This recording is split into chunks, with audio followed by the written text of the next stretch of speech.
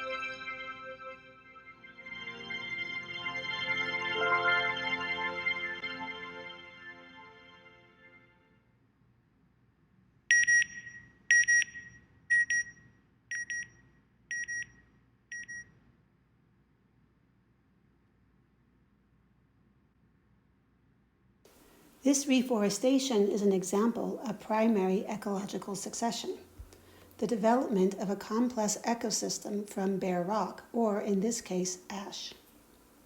Succession describes the orderly process of development involving changes of species composition and community processes over time.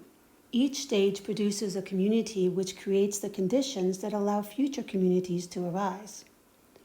Forest succession is understood to consist of 6 interconnected layers that appear sequentially, hence the term succession. From the bare rock, 1, appears 2, mosses and lichens, plants that can attach to rock or survive without much soil, also known as pioneer or colonizing species. Then 3, grasses, 4, woody pioneers, 5, fast-growing trees, and 6, known as the climax forest or climax community. The climax forest can be thought of as consisting of all the typical forest layers: forest floor, shrub layer, understory, canopy, and overstory. Each succession stage emerges in time, and the species characterizing the stage retain various population levels in the climax community, and all communities that exist together are known as the sere. The climax stage isn't in equilibrium, and growth, decay, and evolution all continue apace, but it could be considered a relational steady state between the various sere species. Note that insects and animals are also instrumental in the dynamics of succession, though ecological succession stories normally refer explicitly to plant life. Succession concepts apply to all biomes from deserts to savannas, though of course with different stage and species descriptions. Changes to an ecosystem can be either autogenic, meaning driven by the community organisms internal to the ecosystem, or allogenic, driven by environmental conditions, such as extreme weather events or changes. Secondary succession describes the redevelopment of the climax sere after an allogenic change which preserves soil, and redevelopment through to a climax community may or may not be identical to the pre-disturbance sere. Ecological succession therefore describes an orderly and gradual accumulation of biomass through increase in complexity, symbiosis, and competition, and succession theory leads to considerations of the limits to that development, such as how to describe the difference in qualities that explain why a desert will never accumulate as much biomass as a rainforest, as well as the variation in succession pathways. Likewise, various economic activities arise over time within the context of other existing activities, both cooperatively and competitively, and the linkages between activities also grows to generate greater complexity. In terms of modern economies, one could perhaps think of succession layers as resource extraction, maybe then general business, perhaps followed by professional services, intermediate manufacturing, and finally the production of manufacturing equipment, or what's known as capital goods. The important point is that each layer depends upon the existence of the previous layer to develop fully. This is the theoretical underpinning of the economic complexity index we visited in our intermediate production segment. Another ecological perspective on the interconnected nature of ecosystems describes the relationships between differing trophic levels in terms of energy exchange. Trophic levels can be thought of as forming a pyramid because lower levels will contain more biomass than higher levels. The bottom level is made up of producers, autotrophic organisms that self-produce food from minerals and sunlight, such as plants and algae. Some representations will include decomposers here as well, organisms that break down decaying matter into nutrients to be absorbed by autotrophs. The next levels describe heterotrophs, organisms that get their nutrients from other organisms. The first level above producers are primary consumers, usually describing heterotrophs who consume the autotrophs, or herbivores. Next comes secondary consumers, generally carnivores who eat herbivores, and at the top of the pyramid are tertiary consumers, carnivores who don't experience predation themselves. Not all species fit neatly in a given level, which gives rise to fractional trophic levels. In terms of modern economies, we could interpret consumption to mean use of inputs from a lower level at a higher level. Thus, we'd be looking at levels such as natural resources, followed by intermediate production, followed by final production, and at the apex, consumption by households. The more diverse and populous your trophic levels, the more complex your economy. A disturbance in the population at any level of the trophic pyramid can lead to what's known as trophic cascades. In a simple ecological scenario, assume grassy pastures with sheep as primary consumers and wolves as top-level consumers. The wolves are required to keep the sheep population down, such that the limiting constraint of grass regrowth could support the sheep population. If the wolf population decreases, the sheep population overgrazes and will also decline. This is a top-down cascade. A bottom-up cascade is when a lower-level population decreases such that upper-level populations become unsustainable and die off. A third category is known as subsidy cascade, where the food supply at any level is supplemented exogenously, thus affecting the relationships and dynamics both above and below. Food chains describe the links through the trophic levels that feed an apex predator, or supply chains for the economist.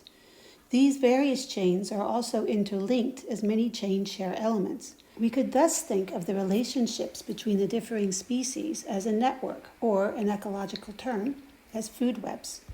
Here's a food web of a salt marsh ecosystem.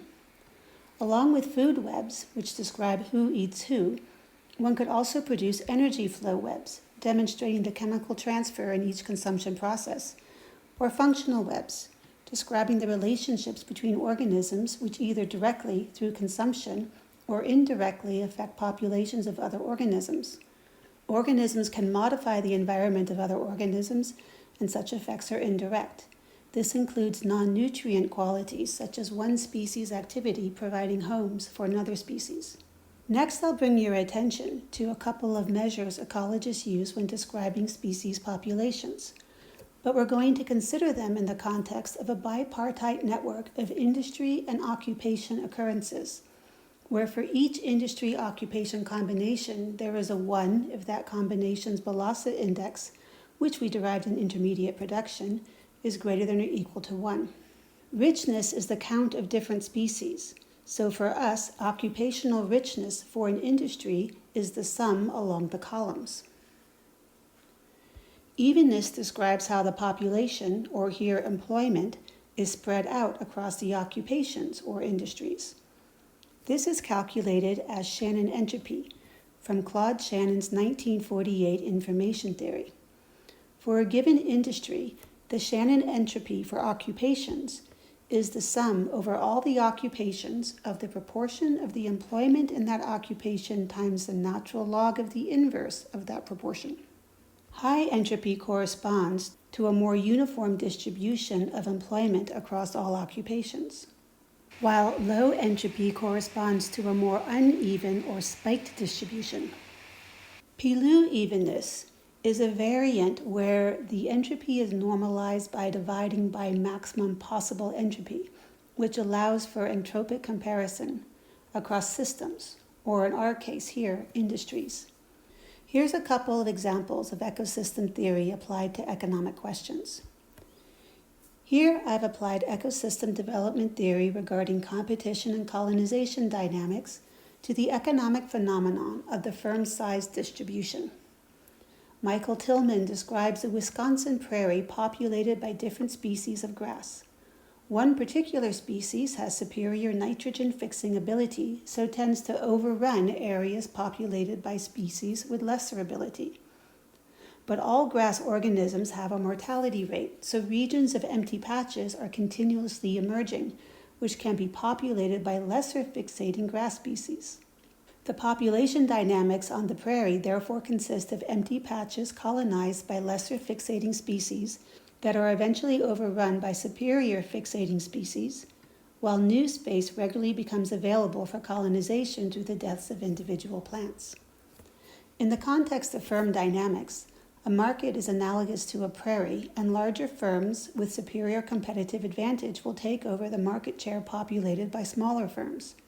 Meanwhile, smaller firms will populate new market share, empty prairie in our analogy, before larger species because they are more agile. Here is a graph of simulation results showing the evolution over time of an equilibrium population of firms of differing sizes, where the darker color indicates larger firms. Here's the model results in red compared against empirical data in blue, showing that the model fits the data better than the classic distributions normally used to model firm size distributions.